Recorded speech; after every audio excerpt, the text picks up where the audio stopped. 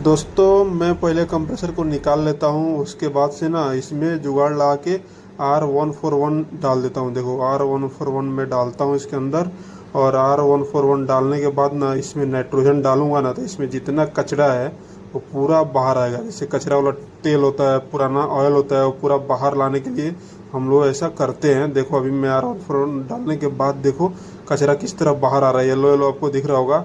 उसके बाद से इस तरीके से फ्लश करना है यूनिट को। इस तरीके से फ्लश करने के बाद से कंप्रेसर को लगाना है दोस्तों।